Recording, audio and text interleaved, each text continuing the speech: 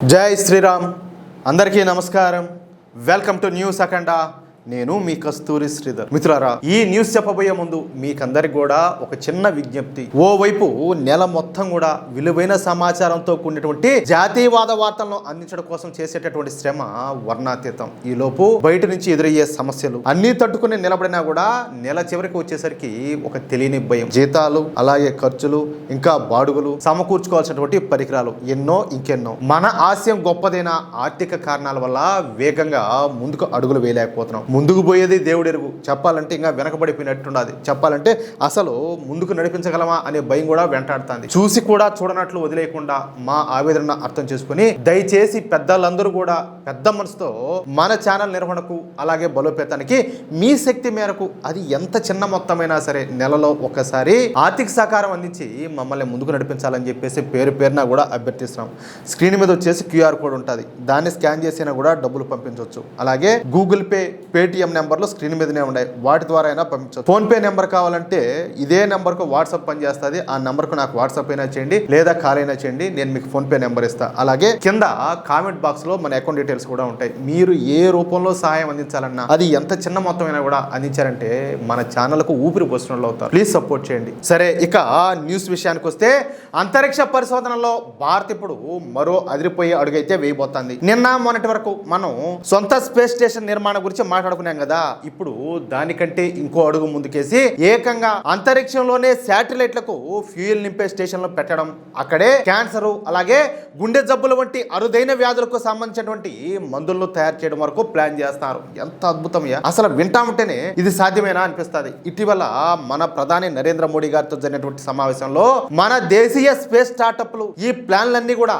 ఆయన ముందు పెట్టాయి. అంటే ఇన్నాళ్ళు కూడా రాకెట్లు పంపడం, శాటిలైట్లు ప్రయోగించడం వరకు ఉన్నటువంటి మన స్పేస్ ప్రయాణం ఇప్పుడు ఏకంగా అంతరిక్షంలోనే శాటిలైట్లకు ఫ్యూయల్ను నింపడం, అక్కడే మందులు తయారు చేసే స్థాయికి వెళ్తాంది. ఇక అసలు విషయం ఏంటి అంటే ప్రస్తుతం ఒక శాటిలైట్ లో ఫ్యూయల్ అయిపోయిందంటే దాని పని దాదాపు అయిపోయినట్టే. కోట్ల రూపాయలు ఖర్చు పెట్టి తయారు చేసినటువంటి శాటిలైట్ అయినా సరే ఇంధనం లేకపోతే చివరకు స్పేస్ వేస్ట్ గా మారిపోవాల్సిందే. ఈ సమస్యకి ఇప్పుడు బార్ చెక్ పెట్టాలని చెప్పేసి చూస్తాంది. ఒక శాటిలైట్ నుంచి మరో శాటిలైట్ కు అంతరిక్షంలోనే ఫ్యూయల్ నింపేటటువంటి వ్యవస్థను తీసుకురావాలన్నదే ప్లాన్. సింపుల్ గా చెప్పాలంటే మనం రోడ్డు పైన పెట్రోల్ బంక్ దగ్గరకు వెళ్ళి వాహనానికి ఫ్యూయల్ నింపుకున్నట్టే రేపు అంతరిక్షంలో శాటిలైట్లకు కూడా అలాగే ఫ్యూయల్ నింపే రోజులు రావచ్చు.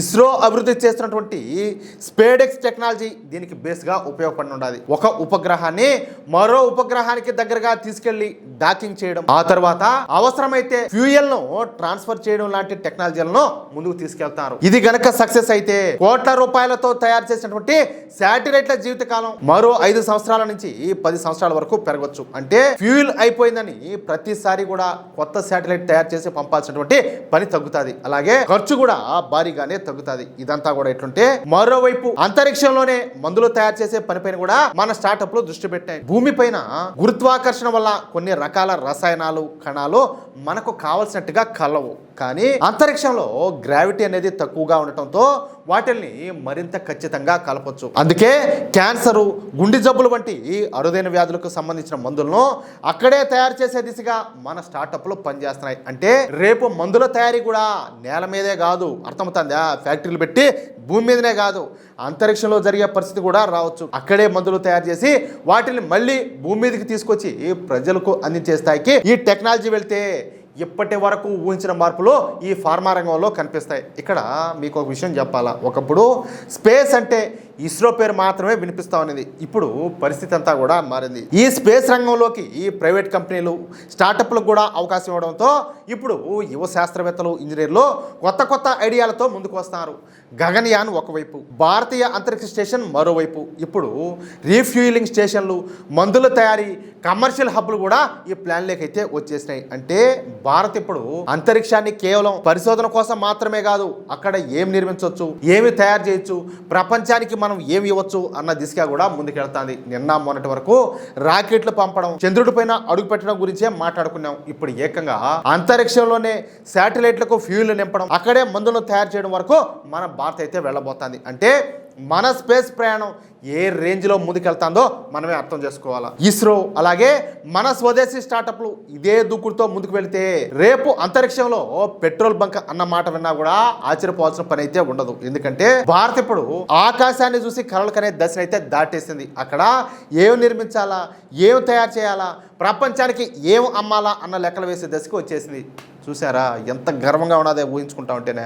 మిత్రులారా, ఈ న్యూస్ కనుక మీకు నచ్చట్లయితే వెంటనే ఈ వీడియో లైక్ చేసి మీ మిత్రులకు అందరికీ షేర్ చేయండి. అలాగే ఈ వీడియో పైన మీ యొక్క అమూల్యమైనటువంటి అభిప్రాయాన్ని ఖచ్చితంగా కామెంట్ చేయండి. అలాగే ఇంతవరకు మీరు కనుక మన ఛానల్ని సబ్స్క్రైబ్ చేసుకున్నట్లయితే ఖచ్చితంగా సబ్స్క్రైబ్ చేసుకోండి. జై శ్రీరామ్, జై హింద్, భారత్ మాతాకి జై.